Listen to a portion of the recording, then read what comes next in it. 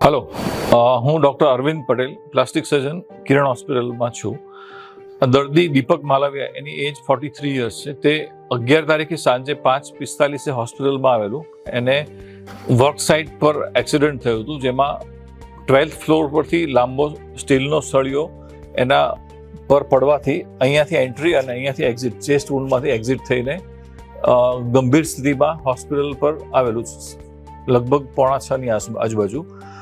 કિરણ હોસ્પિટલની ઇમરજન્સી ડિપાર્ટમેન્ટમાં એનું assessment, primary assessment કરવામાં આવ્યું. એક્સરે, એનો સીટી સ્કેન એ ખૂબ જ ઝડપથી અમારી ઇમરજન્સી ટીમે કર્યું અને વિધિન 15-20 મિનિટ્સ દર્દીને ઓપરેશન થિયેટરમાં શિફ્ટ કરાયું અમે. અને લગભગ 1 કલાક અહીંયા આવ્યાના 1 કલાકની અંદર ઓપરેશન શરૂ કરી દીધું હતું અમે, જેમાં એનેસ્થેશિયાની ટીમ ડૉક્ટર ભાવિન લશ્કરી દ્વારા એનેસ્થેશિયા આપી અને patient was ready for surgery. મારી સાથે gastro team doctor Dharmesh Dhanani, જે ઇસોફેગસની ઇન્જરી કોઈ હોય તો એના માટે, પછી કાર્ડિયક સર્જરી ટીમ ડૉક્ટર નંદકિશોરભાઈ કાપડિયા, જે અમારી સાથે હતા. કારણ કે કોઈ આ ઈજા વી કેનોટ એસેસ પ્રાયરલી કે કોઈ નાની મોટી વેસલ અથવા લોહીની નળીને ગંભીર ઈજા હોઈ શકે, તો એક અમારું ટીમ વર્ક કરી અમે એ સળિયાને ઓપરેશનની શરૂઆત કરી.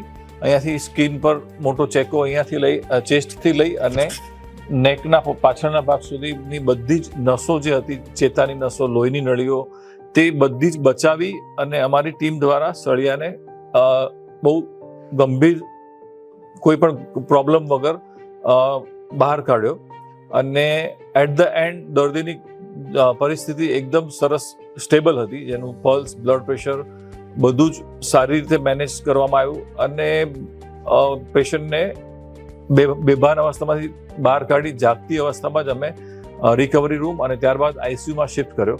આજે 2 દિવસ પછી પેશન્ટની જનરલ કન્ડિશન એકદમ સ્ટેબલ છે.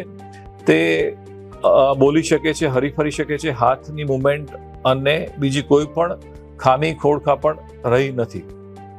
Thank you. મારું નામ દીપક માલવિયા છે. હું સુરત વરાસા વિસ્તારમાં રહું છું અને મારે 11 તારીખે 5:30 વાગે એક સળિયાનો રોડ અકસ્માત થયો હતો, જે અહીંયાથી સળિયો આવી અહીંયા નીકળેલો હતો.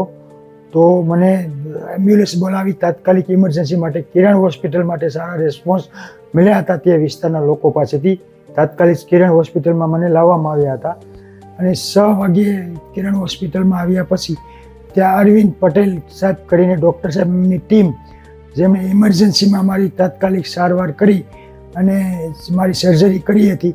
અને જે લગભગ હું માનું છું કે આ ભગવાનની દયા અને ડૉક્ટરની મહેરબાનીથી હું બચ્યો છું, બાકી બચવાના કોઈ ચાન્સ હતા નહીં.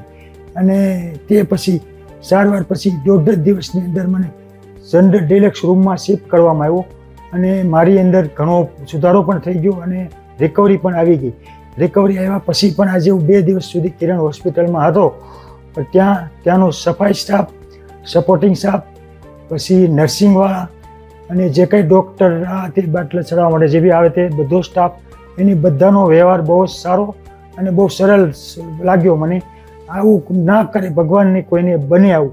જો પણ કોઈ સંજોગવશ બને તો આ વિસ્તાર અથવા સુરતમાં બેસ્ટમાં બેસ્ટ કિરણ હોસ્પિટલ હું કહું છું, અને એ જ સારી જ હોસ્પિટલ છે. મારા માટે આ હોસ્પિટલ મંદિર સમાન છે. કપડાં, જમવા અને બીજી ઇમરજન્સી સેવાઓ, ટોટલ વસ્તુ હોસ્પિટલની અંદર જ તમને બધી વસ્તુ મળી જાય છે. તે બદલ હું કિરણ હોસ્પિટલ અને કિરણ હોસ્પિટલના મેનેજમેન્ટનો ખૂબ ખૂબ આભાર માનું છું.